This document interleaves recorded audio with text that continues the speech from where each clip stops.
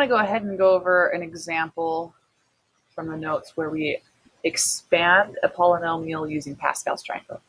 So off to the right, I have Pascal's triangle. And this is how it works. You first go ahead and look at that exponent you see. So we have a 3. And you look for the row where the second number is also a 3.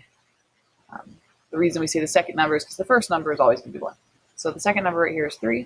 So we have this row. What I then do is I write down that row vertically. After that, each of those numbers, we're going to write the first term we see. So we have a 3x. I'm going to write that next to each one of those.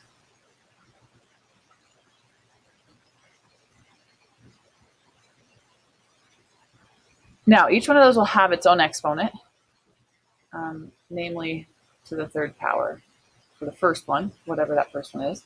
And then you go down from there. So we start out with whatever the exponent was, then we go down. So 2, then 1, then 0. After each of those, you're going to put whatever the last term is. So in this case, a -2.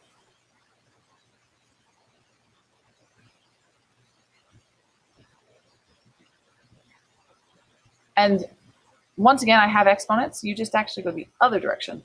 So we start with 0 this time, and 1, 2, 3. You'll know you have your exponents correct if the two exponents always add up to that, the exponent from the original problem. So 3 plus 0 is 3. 2 plus 1 is 3. 1 plus 2 is 3. And 0 plus 3 is 3. They should always add back up. All right, from here you just need to simplify, and then you're actually done expanding. If you recall, I mentioned in class that this Pascal's triangle method is a shortcut method to expanding so that you don't have to write 3x minus 2 out 3 times in FOIL and so on. So let's talk about how to actually simplify this. So I like to do it in my head. I know that 1 times anything is itself. -2, or anything to the 0 power is also always 1. So I'm really just trying to figure out what 3 to the third is, which is 27. And then I just attach that x raised to the third power. However, I know a lot of students have a hard time with exponents. If you really want to, you can go to your calculator and just multiply all these out.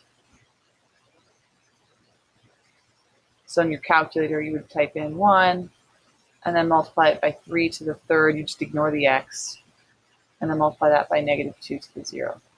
Once again, like I said, because I knew 1 and -2 to the 0 were just 1, that's why I knew I could just in my head figure out what 3 to the third was.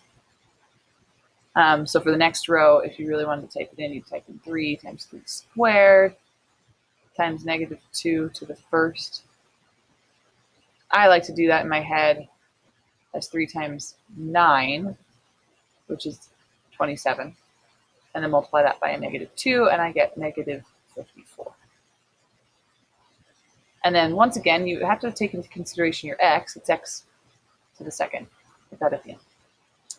Then for the next one, if you really wanted to type it in, you'd type in 3 times 3 to the first, which is just 3, and then multiply that by -2 squared.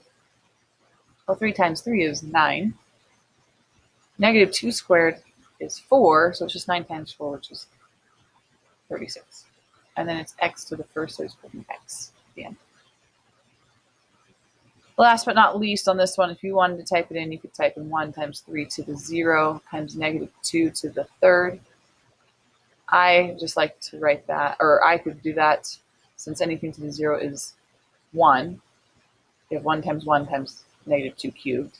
So I just need to figure out what -2 cubed is, and that's -8. Now it's x to the 0. That means it's going to be equivalent to 1, so I don't need to write an x.